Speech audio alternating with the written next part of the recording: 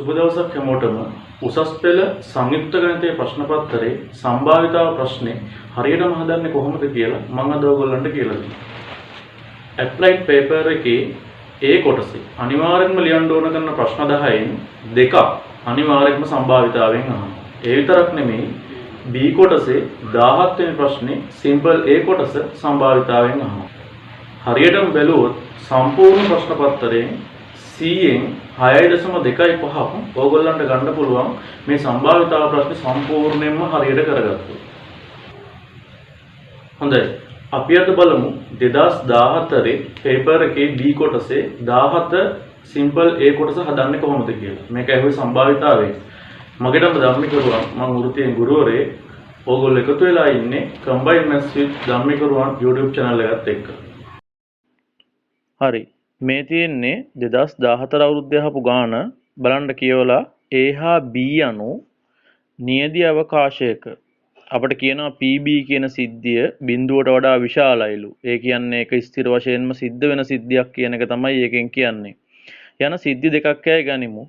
B දී ඇති විට Aහි අසම්භාව්‍ය සම්භාවිතාවය P A බෙදීම B අර්ථ දක්වන්නලු.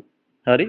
ඊට පස්සේ කියනවා PA සමානයි PB වතාවක් P A බෙදීම B ධන PB dash වතාවක් P A බෙදීම B dash බව පෙන්වන්න. මෙතනත් PB ගැන කියනවා මේකත් බිඳුවට වඩා විශාලයි. ඒ කියන්නේ අනිවාර්යෙන්ම සිද්ධ වෙන එකක්. සිද්ධ වීමට හෝ සිදු නොවීමට හැකියාව තියෙන එකක්. එකට වඩා අඩුයි කියන්නේත් ඒක. ඒ කියන්නේ යම්කිසි සිද්ධියක සම්භාවිතාවයක් කෙලින්ම එක නම් ඒ සිද්ධිය ස්ථිර වශයෙන්ම සිද්ධ වෙනවා. බිඳුව නම් ස්ථිර වශයෙන්ම සිද්ධ වෙන්නේ නැහැ. රයිට්. ඊට පස්සේ කියනවා අපට වන අතර B dash මගින් B හි අනුපූරක සිද්ධිය දැක්වේලු. හරි. ඔන්න ඔය කොටසේදී අපෙන් අහන්නේ එකක් තියරියක් අහනවා අසම්භාව්‍ය සම්භාවිතාවයේ අර්ථ දැක්වීම. ඒත් එක්කම තව සූත්‍රයක් ඔප්පු කරන්න කියලා කියනවා. රයිට්. ඊට පස්සේ අපෙන් ගානක් අහනවා. අනිවාර්යෙන්ම මේ ගාන හදන්න අපි ඔය ඔප්පු කරගන්න තියරි අවශ්‍ය වෙනවා. ඒ හින්දා අපි මුලින්ම බලමු කොහොමද තියරිය ඔප්පු කරන්න කියලා.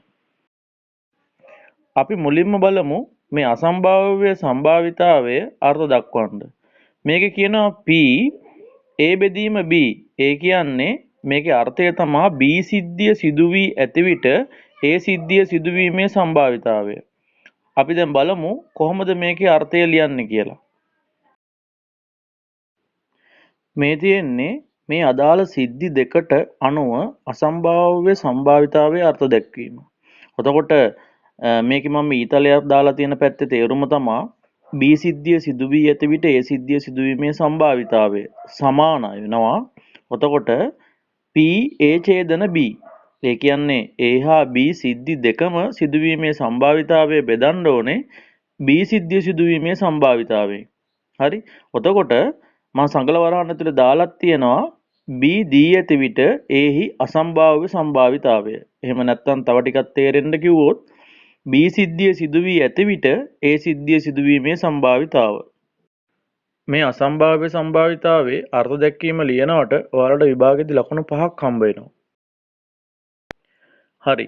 අපි දැන් බලමු මේ බව පෙන්වන්න තියෙන කොටස කොහොමද සාධනය කරන්න කියලා. මේකේ කියලා තියෙන්නේ PA සමානයි PB වතාවක් P A බෙදීම B ධන PB dash වතාවක් P A බෙදීම B dash.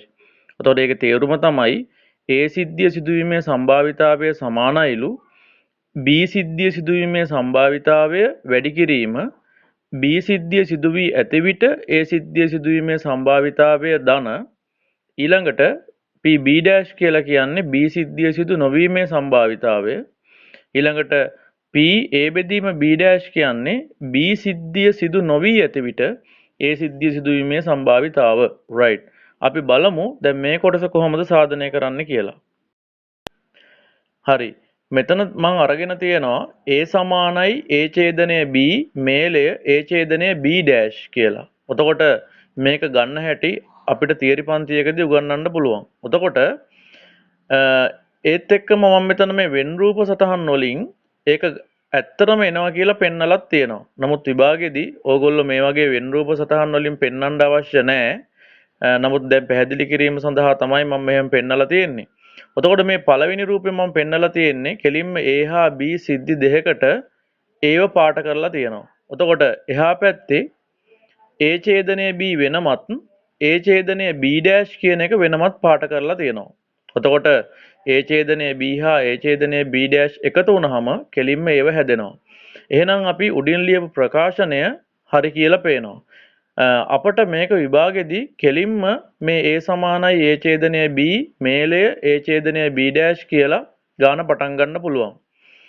එතකොට දෙපැත්තෙම මම සම්භාවිතාවය අරන් තියෙනවා. එක පැත්තක PA සහ අනිත් එකේ P වරහන් ඇතුලේ අර අදාළ සිද්ධි දෙකේ මේලය. මම ඊට පස්සේ වාක්‍යයක් ලියලා තියෙනවා හොඳට බලන්න. A ඡේදනය B හා A ඡේදනය B ඩෑෂ් කියන සිද්ධි අන්‍යෝන්‍ය වශයෙන් බහිෂ්කාර බැවින්. මේ අන්‍යෝන්‍ය වශයෙන් බහිෂ්කාර කියන කතාවේ තේරුම තමයි මේ A ඡේදනය B හා A ඡේදනය B ඩෑෂ් කියන සිද්ධිය වලට පොදු කලාප නැහැ. ඒ කියන්නේ පොදු අවයව නැහැ. ඒ කියන්නේ ඡේදනයක් නැහැ. එහෙමනම් අපට පුළුවන් මේ මේලය කියන එක එකතු කිරීමේ ලකුණ දාලා ඒ අදාළ සිද්ධි දෙකේ සම්භාවිතා දෙක එකතු කරලා ලියන්න. මම ඊළඟ පියවරේදී ලියලා තියෙන්නේ PA සමානයි PA ඡේදනය B ධන අර මේලයේ තියෙන තැනට ධන ඇවිල්ලා තියෙනවා PA ඡේදනය B ඩෑෂ්. හරි. ඊට පස්සේ මම භාවිතා කරන්න උත්සාහ කරන්නේ අසම්භාව්‍ය සම්භාවිතාවයේ අර්ථ දැක්වීම. මම මෙතෙන්දි දාලා තියෙනවා PB PB කියන කොටස් දෙක උඩයි යටයි. ඊට පස්සේ PB ඩෑෂ් PB ඩෑෂ් උත් දාලා තියෙනවා. මං එහෙම දැම්ම කියලා වැරද්දක් නැහැ. මොකද PB PB කියන ඒවයි PB ඩෑෂ් PB ඩෑෂ් කියන ඒවයි ඕනම වෙලාවක කපලා අයින් කරන්න පුළුවන්. එතකොට මං ඔයාලට පේනවා ඇති ඔතනම රවුන්ඩ් කරලා තියෙනවා කෑලි දෙකක්. එතකොට ඒ කෑලි දෙක අපි අර උඩින්ම අසම්භාව්‍ය සම්භාවිතාවයේ විදිහට ඔප්පු කරපු කොටස් දෙක. එතකොට ඒ රවුන්ඩ් කරපු කොටස් වෙනුවට අපිට ලියන්න පුළුවන් P A බෙදීම B. ඊළඟට අනිත් කොටස වෙනුවට ලියන්න පුළුවන් P A බෙදීම B ඩෑෂ්. එතකොට කෙලින්ම අපිට සාධනය කරන්න අවශ්‍ය කරන කොටස සාධනය කරන්න කියපු කොටස ඒ විදිහට ලැබෙනවා.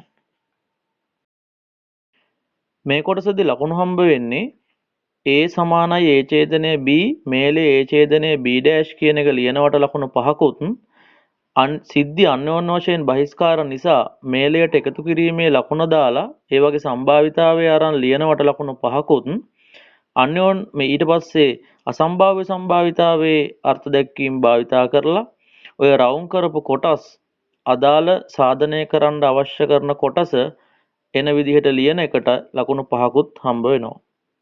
හරි. මේ ගානේ තියරි කොටස අපි දැන් සම්පූර්ණයෙන්ම කරලා ඉවරයි. මේ කොටසදී ඔයගොල්ලෝ ඉගෙන ගත්ත අසම්භාව්‍ය සම්භාවිතාවය කියන්නේ මොකක්ද? ඒ වගේම අන්‍යෝන්‍ය වශයෙන් බහිස්කාර සිද්ධීන් කියන්නේ මොනවද කියන කාරණා. ඒ විතරක් නෙමෙයි සාමාන්‍ය සම්භාවිතාව ගානේදී මුලින්ම සූත්‍රයක් ඔප්පු කරන්න දෙනවා. ඒක කොහොමද හරියටම ඔප්පු කරන්න කියලා ඔයගොල්ලෝ මේ කොටසදී ඉගෙන ගත්තා.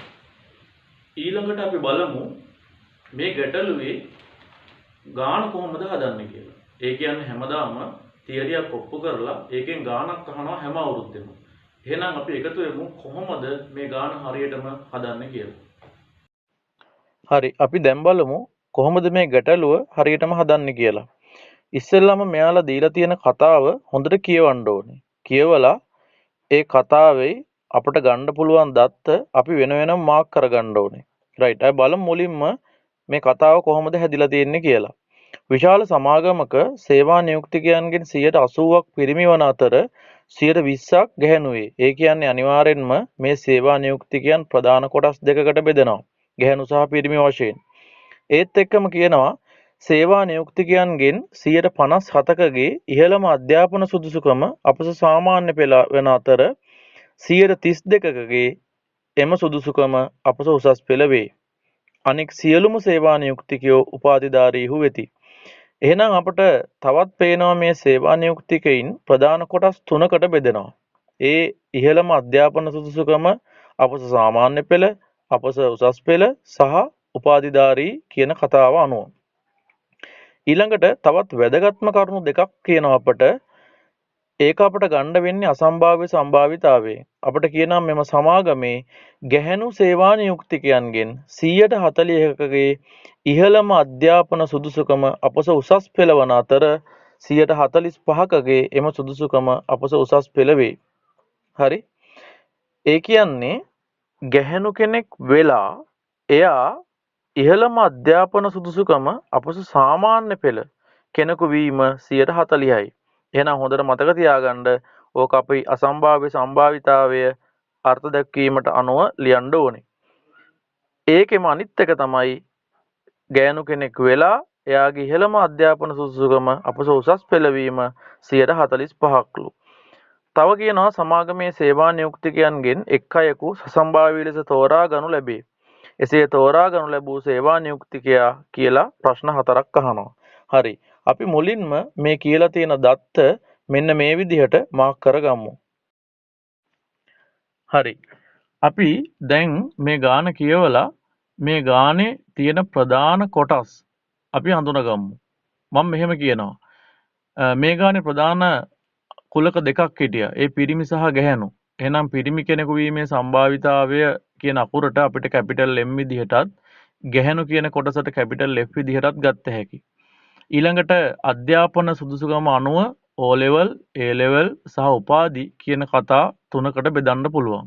ඒවා ඒ වගේ මුල් අකුරු වලින් OL, AL සහ G කියලා අපි නම් කරගන්නවා. අපිට දැන් මුලින්ම යාලා කිව්වා පිරිමි කෙනෙකු වීමේ සම්භාවිතාවය 80%යිලු. එහෙනම් අපිට ඒක පුළුවන් PM.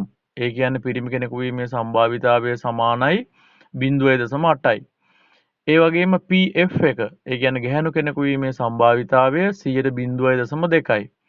ඊළඟට අධ්‍යාපන සුදුසුකම් අනුව අපට ඉහළම අධ්‍යාපන සුදුසුකම අපොස සාමාන්‍ය පෙළ කෙනෙකු වීමේ සම්භාවිතාවය යාලා දුන්නා 57යි. ඒක 0.57ක් විදිහටත් PAL එක 0.32ක් විදිහටත් හඳුනා ගන්න පුළුවන්.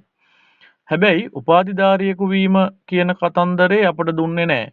එහෙනම් අපිට පුළුවන් හැබැයි මේ සම්පූර්ණම සේවා නියුක්තිකයෝ එකක් විදිහට සලකලා ඔය O level කියන 0.57යි A level කියන 0.32යි එකතු කරලා එකෙන් අඩු කරන්න. මොකද මේ සම්පූර්ණ කට්ටියගේ සම්භාවිතාවය එකක් වෙන හින්දා. එහෙනම් එතනින් අපිට ගන්න පුළුවන් 0.57යි 0.32යි එකතු කරලා එකෙන් අඩු වුනහම PG එක ඒ කියන්නේ උපාධිධාරියෙකු වීමේ සම්භාවිතාවය 0.11ක් විදිහට. ඊළඟ කතන්දර දෙකත් අපට දුන්නා. ඒක තමයි මම කිව්වේ අසම්භාව්‍ය සම්භාවිතාවයෙන් ඒක දීලා තියෙන්නේ කියලා. දැන් බලන්න POL බෙදීම F. ඒ කියන්නේ ගැහැණු කෙනෙකු වෙලා O level සමත් වීමේ සම්භාවිතාවය 0.4යි. ඒක 140ක් විදිහට දීපු නිසා. ඒ වගේම ගැහැණු කෙනෙකු වෙලා අපොස උසස් පෙළ සමත් වීමේ සම්භාවිතාවය 0.455යි. ඔන්න අපි ගාන කියවලා ඒකේ තියෙන දත්ත මේ විදිහට මාක් කරා. අපි දැන් බලමු කොහොමද ගැටලුව හදන්නේ කියලා. හරි. ඔය ගානේ සම්පූර්ණ සාරාංශය අපිට මේ විදිහට දක්වන්න පුළුවන්. ඒ කියන්නේ ප්‍රධාන කොටස් දෙකයි පිරිමි කෙනෙකු වීම සහ ගැහැණු කෙනෙකු වීම.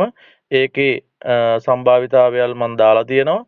ඒත් එක්කම පිරිමි අය ප්‍රධාන කොටස් තුනකට බෙදෙනවා. ඒ කියන්නේ උපාධිධාරීන්, අපොස උසස් පෙළ සමත් සහ අපොස සාමාන්‍ය පෙළ සමත්. ඒ වගේම ගැහැණු අයගෙත් ඒ කොටස් තුන දකින්න පුළුවන්. හරි. ඕක තමයි සම්පූර්ණ ගානේ සාරාංශය. අපි දැන් බලමු කොහොමද මේකේ සුළු කිරීම කරන්න කියලා. හරි. මුලින්ම අපෙන් අහන ප්‍රශ්නේ තමයි ඉහළම අධ්‍යාපන සුදුසුකම අපොස සාමාන්‍ය පෙළ වූ ගැහැණු කෙනෙකු වීම කියන කෙනෙක් තේරීමේ සම්භාවිතාවය කොච්චරද කියලා අහන්නේ. හරි. ඉහළම අධ්‍යාපන සුදුසුකම අපොස සාමාන්‍ය පෙළ වූ ගැහැණු කෙනෙකු වීම. අපිට ගානේ දුන්නේ කලින් දුන්නේ ගැහැණු කෙනෙකු වෙලා ඉහළම අධ්‍යාපන සුදුසුකම අපොස සාමාන්‍ය පෙළ. නමුත් මේක ඊට වඩා වෙනස්. බලන්න ඉහළම අධ්‍යාපන සුදුසුකම අපොස සාමාන්‍ය පෙළ වූ ගැහැණු කෙනෙකු වීම. අපි දැන් බලමු ඒක. හරි. අපි දැන් බලමු එයාලා මොකක්ද අපෙන් අහන්නේ කියලා. මම වම් පැත්තේ උඩින්ම මාක් කරලා තියෙනවා PF ඡේදනය OL. ඒ කියන්නේ මේ හම්බ වෙන කෙනා අපස සාමාන්‍ය පෙළ සමත් වෙන්නත් ඕනේ. එයා ගැහැණු කෙනෙක් වෙන්නත් ඕනේ. ඒ කියන දෙකම වෙන්න ඕනේ. ඒ දෙන්නගේ ඡේදනය. අපට ගානේ දුන්නේ POL බෙදීම F. ඒ කියන්නේ ගැහැණු කෙනෙකු වෙලා අපස සාමාන්‍ය පෙළ සමත් වීම 0.4යි කියලා. එහෙනම් අපිට පුළුවන් අසම්භාව්‍ය සම්භාවිතාවේ අර්ථ දැක්වීම ලියන්න මේ විදිහට. POL බෙදීම F සමානයි PF ඡේදනය OL බෙදීම PF. එතකොට අපි මෙතන දන්නවා PF ඒ කියන්නේ ගැහැණු කෙනෙකු වීමේ සම්භාවිතාව. ඒ වගේම ගැහැණු කෙනෙකු වෙලා අපස සාමාන්‍ය පෙළ සමත් වීමේ සම්භාවිතාවයත් එයාලා ගානේ දුන්නා. එහෙනම් අපි මේ දෙකම දන්නවා 0.2යි 0.4යි කියලා. එතකොට මේ දෙන්නගේ ගුණිතයෙන් අපට ගන්න පුළුවන් 0.08. ඒ කියන්නේ මේ හම්බ වෙන කෙනා ගැහැණු කෙනෙකුත් වෙන්න ඕනේ අපස සාමාන්‍ය පෙළ සමත් වෙන්නත් ඕනේ. එතකොට බලන්න රෝමි ලක්කම් 1 කියන කතන්දරේ අපට එතෙන්දි සිද්ධ වෙනවා. හරි. ඊළඟට අපි බලමු මේ කොටසට කොහොමද ලකුණු හම්බ වෙන්නේ කියලා. මේකෙදි ලකුණු 5ක් හම්බ වෙනවා. අසම්භාව්‍ය සම්භාවිතාවයේ අර්ථ දැක්වීම භාවිතා කරනවට සහ ඒවා ආදේශ කරලා 0.08 කියන උත්තරය ගන්නවට තව ලකුණු 5ක් හම්බ වෙනවා. සම්පූර්ණ ලකුණු හම්බෙන ප්‍රමාණය ලකුණු 10යි. හරි. මේකේ දෙවෙනි කොටස විදියට අහන්නේ ඉහළම අධ්‍යාපන සුදුසුකම අපස සාමාන්‍ය පෙළ වූ පිරිමි කෙනෙකු වීම. හරි. අපි දැන් බලමු කොහොමද ඒ ගාන හදන්නේ කියලා. හරි. මේ කොටසේදී අහන්නේ ඉහළම අධ්‍යාපන සුදුසුකම අපස සාමාන්‍ය පෙළ වූ පිරිමි කෙනෙකු වීමේ සම්භාවිතාව. එතකොට අපිට අසම්භාව්‍ය සම්භාවිතාවයේ අර්ථ දැක්වීමට අනුව ඔය වම් පැත්තේ උඩින්ම ලියලා තියෙන සූත්‍රය අපිට ලියන්න පුළුවන්. ඒ කියන්නේ පිරිමි කෙනෙකු වෙලා එයා ඉහළම අධ්‍යාපන සුදුසුකම අපස සාමාන්‍ය පෙළ වීමේ සම්භාවිතාවය කියන එක. හැබැයි පොඩි ගැටලුවක් තියෙනවා. මෙතෙන්දී අපි ඔය PM ඡේදනය OL කියන එක තමයි හොයන්න ඕනේ. නමුත් එහෙම හොයන්න මේ ගානේ කොහෙවත්ම POL බෙදීම M කියන එක දීලා නැහැ. ඒ හින්දා අපට අසම්භාව්‍ය සම්භාවිතාවයේ අර්ථ දැක්වීමෙන් මේ ගාන හදන්න බෑ. හැබැයි අපි වෙන විදිහකට කල්පනා කරොත් ඔය සම්පූර්ණයෙන්ම අපස සාමාන්‍ය පෙළ සමත් වීමේ සම්භාවිතාවය කියන 0.57 හැදෙන්නේ අපස සාමාන්‍ය පෙළ සමත් වෙලා ගැහැණු කෙනෙකු වීමේ සම්භාවිතාවය හා අපස සාමාන්‍ය පෙළ සමත් වූ පිරිමි අයෙකු වීමේ සම්භාවිතාවය කියන සිද්ධි දෙකේ එකතුවෙන්. මම ඒක ඔය සංගල වරහන් වලින් පෙන්නලා තියෙනවා. ඒ දෙන්නගේ එකතුවෙන් තමයි අපස සාමාන්‍ය පෙළ සමත් වීමේ කෙනෙකු වීමේ සම්භාවිතාවය හැදෙන්නේ. තවදුරටත් ඕනනම් ඔය පල්ලෙහා තියෙන රූපෙන් අපිට ඒක ඉගෙන ගන්න පුළුවන්. ඒ කියන්නේ O level කියන කොටස හැදෙන්නේ O level සමත් වූ ගැහැණු අය හා O level සමත් වූ පිරිමි අය එකතු වීමෙන්. එහෙනම් මම උතන ලියලා තියෙනවා POL සමානයි PF බෙදීම OL. PF ඡේදනය OL ධන PM ඡේදනය OL. ඒ කියන්නේ අපස සාමාන්‍ය පෙළ සමත් වූ අය හැදෙන්නේ අපස සාමාන්‍ය පෙළ සමත් ගැහැණු අය හා අපස සාමාන්‍ය පෙළ සමත් පිරිමි අය එකතු වීමෙන්. එහෙනම් අපස සාමාන්‍ය පෙළ සමත් වූ අයෙකු වීමේ සම්භාවිතාවය අපි දන්නවා 0.57යි. ඒ වගේම අපි ඉහත කොටසින් හොයාගත්තා අපස සාමාන්‍ය පෙළ සමත් ගැහැණු කෙනෙකු වීමේ සම්භාවිතාවය 0.08යි. ඒක රෝමි ලක්කම් එක කොටසින් හොයාගත්තේ. ඒ විදිහට අපට ගන්න පුළුවන් අපස සාමාන්‍ය පෙළ සමත් පිරිමි අයෙකු වීමේ සම්භාවිතාවය. එතකොට 0.57න් 0.08ක් අඩු කරනවා. එතකොට එනවා අපිට පිළිතුරු විදිහට 0.49ක්. රයිට්. ඔය විදිහට හදන්න පුළුවන්. අපි බලමු රෝමි ලක්කම් 3ට යන්න කලින් අපි බලමු කොහොමද මේකේ ලකුණු ලැබෙන්නේ කියලා. හරි. මේකෙදි ලකුණු හම්බ වෙනවා ඔය O level සමත් වීමේ සම්භාවිතාවය හැදෙන්නේ O level සමත් වූ ගැහැණු අය හා O level සමත් වූ පිරිමි අයගෙන් කියන ඔය කතන්දරය ගන්නවට අපිට ලකුණු 5ක් හම්බ වෙනවා. ඒත් එක්කම ඒකට අදාළ දත්ත ආදේශ කරලා සුළු කරලා අවසාන උත්තරේ 0.49යි කියලා ගන්නවට තව ලකුණු 5ක් හම්බ වෙනවා. හරි. අපි දැන් බලමු කොහොමද රෝමි ලක්කම් 3 හදන්නේ කියලා. හරි. දැන් අපෙන් අහනවා රෝමි ලක්ෂණ 3 විදිහට පිරිමි කෙනෙකු බව දී ඇති විට එම සේවා නියුක්තිකයා උපාධිධාරියෙකු වීම. මේත් අසම්භාව්‍ය සම්භාවිතාවයේම කතන්දරයක් තමයි අපෙන් අහන්නේ. අපි බලමු ඒකත් කොහොමද හදන්නේ කියලා. මෙතන අපෙන් අහන්නේ පිරිමි කෙනෙකු වෙලා එයා උපාධිධාරියෙකු වීමේ සම්භාවිතාව. එතකොට අපට අර රෝමි ලක්ෂණ දෙකේ වගේ සියලුම උපාධිධාරීන් කොටස් දෙකකට වෙන් කරන්න පුළුවන්. ඒ කියන්නේ පිරිමි උපාධිධාරීන්, ඒ කියන්නේ P G ඡේදනය M. ඒත් එක්කම ගැහැණු උපාධිධාරීන්, ඒ කියන්නේ P G ඡේදනය F. ඒ කට්ටියගේ එකතුවෙන් තමයි සම්පූර්ණ උපාධිධාරීන් හැදෙන්නේ. හරි. ඕක ඕනනම් ওই රූප සටහනෙන් ඔයාලට බලා ගන්නත් පුළුවන්. ඒ කියන්නේ උපාධිධාරීන් හැදිලා තියෙන්නේ පිරිමි උපාධිධාරීන් සහ ගැහැණු උපාධිධාරීන් එකතු වෙලා. හරි. එතකොට අපිට පුළුවන් දැන් අසම්භාව්‍ය සම්භාවිතාවයම ඒ සූත්‍ර අනිත් පැත්තට භාවිතා කරමින් P G ඡේදනය M ගන්න. එතකොට අපිට ලියන්න පුළුවන් P G බෙදීම M වැඩි කිරීම PM. හරි. ඒත් එක්කම P G ඡේදන F කියන එක ලියන්න පුළුවන් P G බෙදීම F වැඩි කිරීම PF විදිහට. හරි. අපිට හොයන්න තියෙන එක තමයි මම ඔය රවුම් කරලා තියෙන්නේ. එතකොට මෙතන උපාධිධාරියෙකු වීමේ සම්භාවිතාවය අපි දන්නවා. PG 0.11. ඒක අපි ගානේ මුලින්ම හොයාගත්තා. ඊට පස්සේ පිරිමි කෙනෙකු වීමේ සම්භාවිතාවයත් දන්නවා 0.8යි. හරි. මෙන්න මෙතන තමයි ප්‍රශ්නයක් තියෙන්නේ. මේක මේ සංගල වරහන් ඇතුලේ තියෙන එක ගන්නෙ කොහොමද කියලා මම මෙහෙම කියන්නම්.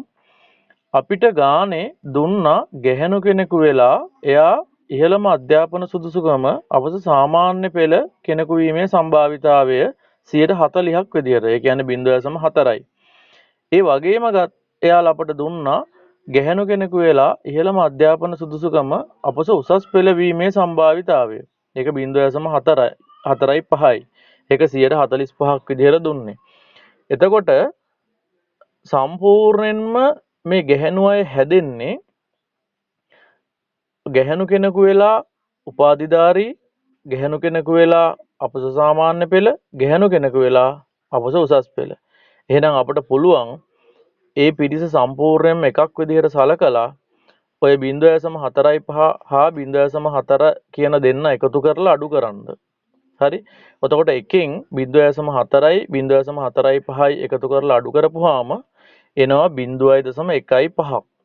ඒත් එක්කම අවසානයේක PF කියන එක අපි දන්නවා. ඒ ගැහැණු කෙනෙකු වීමේ සම්භාවිතාවය. ඒක 0.2යි. හරි. ඔය සුළු කිරීම් ටික කරපුවාම අපිට ගන්න පුළුවන් පිරිමි කෙනෙකු වෙලා එයා උපාධිධාරියෙකු වීමේ සම්භාවිතාවය. ඒක එනවා 0.1යි කියලා. එතෙන්දි තියෙන්නේ පොඩි සුළු කිරීමක් විතරයි. ඔන්න එහෙනම් අපි රෝමි ලක්ෂණ 3ක් හැදුවා. අපි බලමු කොහොමද මේකට හම්බෙන ලකුණු කියලා.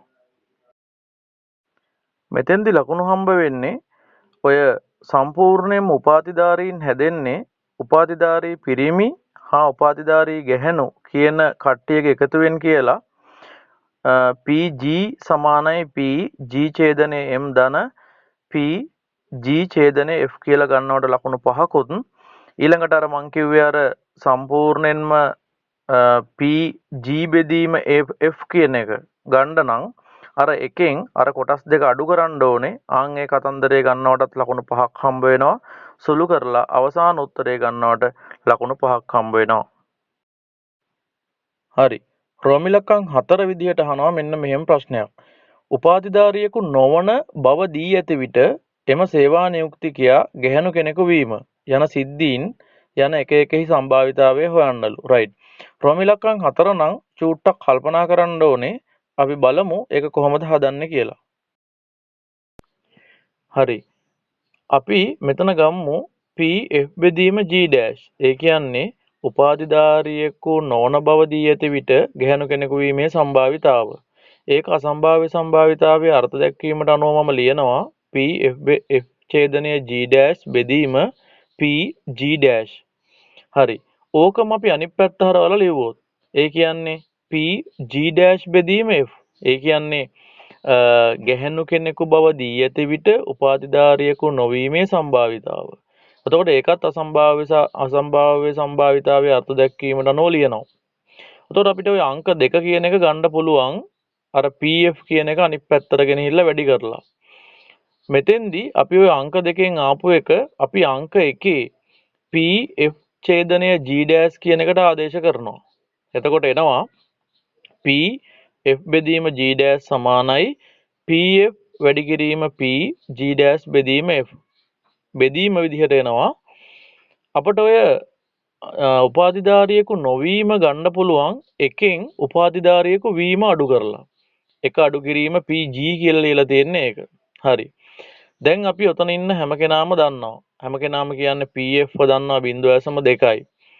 ඊළඟට තවත් අපිට හොයාගන්න ඕනේ PG' බෙදීම F.